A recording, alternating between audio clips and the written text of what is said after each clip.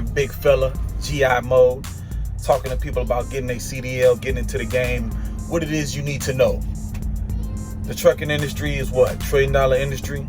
Anything and everything from medicine, guns, ammunition, water, trees, people, supplies, anything you can walk into a living room and spin around or go into a store at one point or another has been on a truck.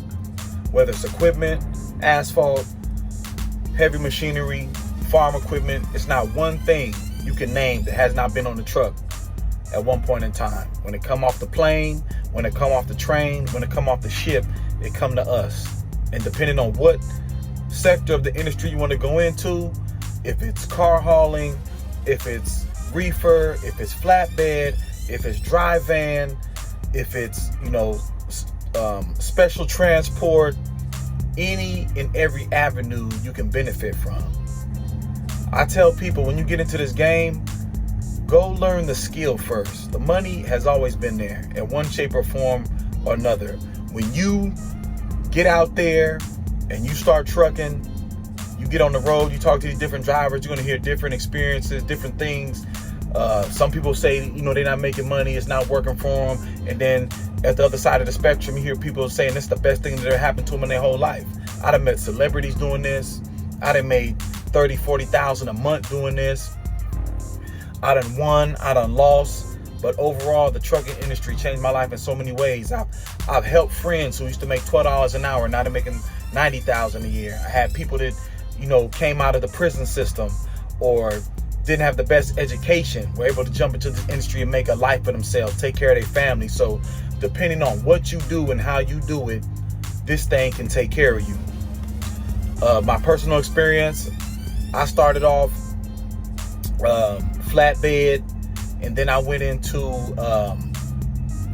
the reefer, and then I left that for a while. Then I left the whole CDL industry to a whole, went and did some hot shot for myself, tried to do that, ended up coming back, went over the road with Stevens Transport. Shout out to Stevens Transport, one of the best training fleets in the United States, to me, hands down.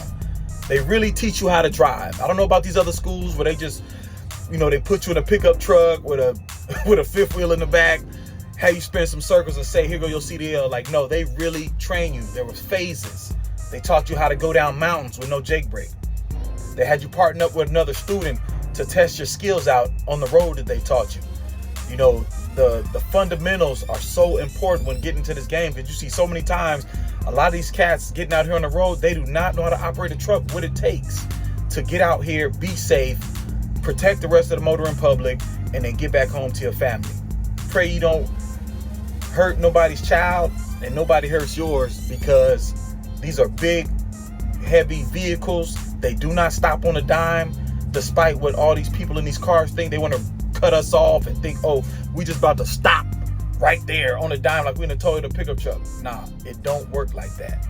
These are heavy vehicles. Sometimes people are in above 80,000, 75,000 pounds. And to stop these trucks from 60 miles per hour empty takes a football field. Let that sink in for a minute. But back to Stevens Transport. The reason I like that school, because they just go through everything. Fuel, trip planning, operating the vehicle in a safe manner, obstacles to look out for, how to get the maximum out of each trip, and then set you up. They had a lease program. I don't know if they still had that, because this was some years ago when I was with them, like 2010. They had Alliance. And then also when I first got there, they just started getting into the oil field. But it's been years since I've been there. But one of the best companies, because I've worked a lot of trucking jobs, just because I've always been on the contractor side of things, not so much the employee side. But yeah, figure out what it is you want to do in the industry. Figure out how much money you want to make. And then, if you don't have the money to go to a truck school, go to one of these small companies like CR England, or not small company, but one of these big companies, CR England, CRST, Swift. And, everybody has their good and bad, pros and cons about whatever company. But if you as an individual go in there and handle your business, nobody goes into any company wanting you to lose. These people are putting millions of dollars into your hands. Truck and trailer, $250,000. Some of these trucks cost $150K. Some of these trailers cost $80K plus the freight, not including insurance. Why would they want to risk that by not training you properly? So the people who out there messing up at these different companies, giving them a bad name, they not doing their job. Let's get that done first. Because when you operate these vehicles at the maximum capacity and potential of what they can do, and you handle your business and you follow the rules, you don't run into those problems. So as a recap, go out there, ask around, get on the internet. You got a phone in your hand, you can Google, all the information is right there for you. Figure out if the trucking industry works for you. If you want to know firsthand, go to some of these truck stops. Go up to a trucker, hey, how long you been driving? What industry have you been in? Personally, my favorite industries to work in are hazmat and tanker, because those are specialized industries. Heavy haul, light duty, oversized or super oversized, which is like 13 axles plus, 100,000 pounds plus. All of these things pay through the roof. Owner operators, and with this industry, you can start off making $40,000 a year and end up making $500,000 a year by yourself, depending on what you do. This ain't cap. This is shit I know for a fact because I've done it. I've made $350,000 a year. I've made $200,000 a year, and it comes with a lot of responsibility and a lot of experience. And you don't just walk through the door and you don't hear about this shit. Like in the oil field where you can make $15,000, $9,000 to $15,000 a week, doing frac sand or doing crude oil or hauling equipment, because you don't got to put an ad in the paper for that shit.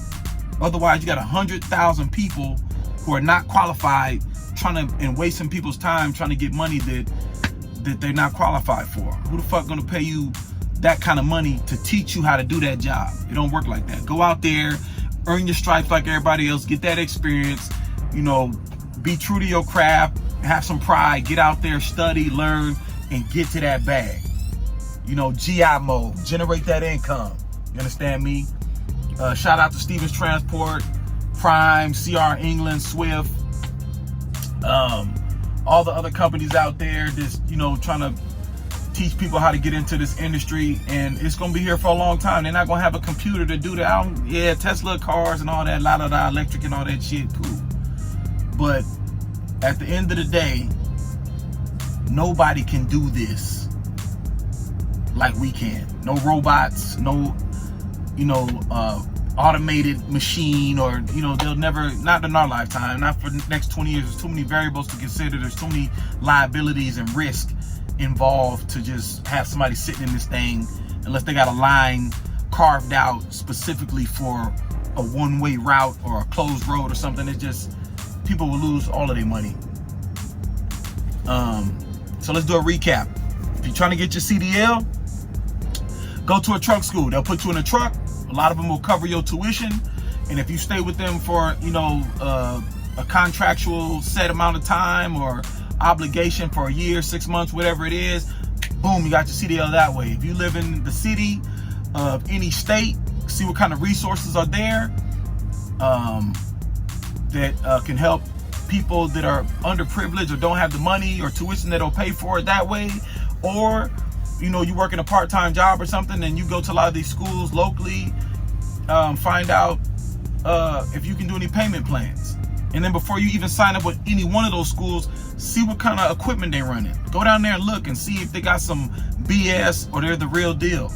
Go look up their reviews, see what they're doing. 2, you trying to make 100,000 plus a year, go get 1 year experience, get all of your endorsements the first time. I see so many people go to truck school and they being lazy, they don't want to take the test and get the triples and doubles and hazmat and the tanker and all of this stuff, and then come back and then learn how to drive a manual too.